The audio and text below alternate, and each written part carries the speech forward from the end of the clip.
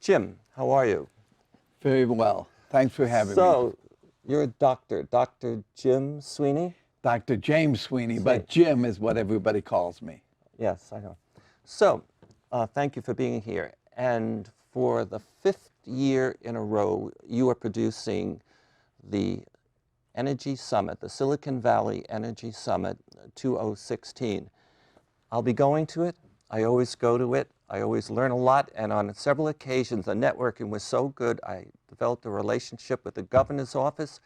NASA called me. I met the NASA person, and we developed a project together, and I'm delighted. I notice in the program that you have 2 powerful speakers from the government of California. You want to talk about them? Yeah, I'm very pleased. We're going to launch with what Mary Nichols calls a duet. Mary Nichols is chairman of the Air Resources Board, and Bob Weisenmiller is chairman of the California Energy Commission. They are going to do a duet. They will give a joint presentation. It's not one going to talk, then the other. They're going to jointly talk about where we're going in California energy policy and climate policy. Okay. Briefly give us the mission statement of the Air Resource Board. Well, the Air Resources Board, don't even remember their specific mission statement, but the important thing is that they have the legislative requirements to set the rules up for the climate change, the carbon dioxide reductions for the state of California. So they are the ones that run the cap and trade system. They're the ones that have the low carbon fuel standard. They set up all of the rules under AB 32 to reduce carbon dioxide emissions in the state of California. I think the first time I met you several years ago, you told me, watch the air quality rules and the legislation in the federal government and the state, and that would give me an idea where the markets are going in this state and maybe nationally when we talk about the federal. And that would help me get a good, and other people get a good feel where things change that are really important. Remember that? No, but that's okay. Okay, so Mary Nichols is the chairperson, and she's going to be one of your speakers. And the other fellow is Bob Weisenmiller, and he chairs the California Energy Commission, and they are really the energy policy agency of the state of California, located in Sacramento. So if I was a marketing person, knowing that those 2 persons are there, and knowing that energy is so important to just about every market, everything we do, if I go to your event, I would gain deep insights into how various markets are going to develop in the state of California. Would that be correct? Yes, but more importantly, it'll give you some insights as to what the state's going to be doing to deal with this massive problem of global climate change. We have requirements to reduce the carbon dioxide emissions. They have, at the Air Resource Board, they have implemented and are continuing to implement additional rules that will affect all of the industry, the transportation sector, the cost of fuels in California. Very powerful and influential board. Okay. Can I ask, would you remind our audience, what are the goals of the state for reducing greenhouse gas emissions? Well, the long-term goal is to reduce the emissions by 80% from what it has been in the past. And they have intermediate goals, but the big picture, that's the 2050 goal, not law yet, but a goal is to cut down to those levels that are consistent with what we believe in the world we need in order to deal with the threat of global climate change. So the reference is 1990. That's Yes. one reference. And what is the year that we want to meet the goals again? Well, 2030? There's different goals for different times. The longest term goal is 2050, and that is an 80% reduction. There's about the goal, I'm not quite sure, I think it's about a 50% reduction by about 2030. Okay. And you brought up the word transportation. So, and I can look around and I see Tesla and I see BMW has a lab here and other folks, maybe Toyota, whatever. You know this better than me. But you're going to have speakers at your event that would bring the marketplace, different people up to date on developments, new standards, new approaches for having greater efficiency of cars. Is that? We're doing less on transportation than on buildings. There are many things that are happening throughout the California that will lead to reduced use of energy in buildings. So if people are interested in, they have a startup maybe, and they want to make contacts and learn some of the new trends, financing, getting money, etc., investments, you're going to cover that. Right.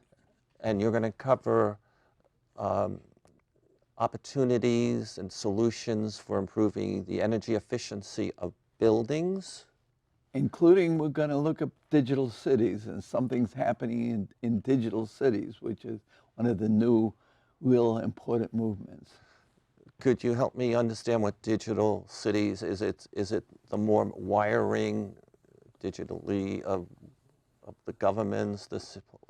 Think of the Internet of Things, where your refrigerators and your appliances are communicating back and forth with one another in order to either use electricity in the appropriate times, to use it more efficiently. Now put it on steroids, and you think about what can be happening in the whole control systems of cities.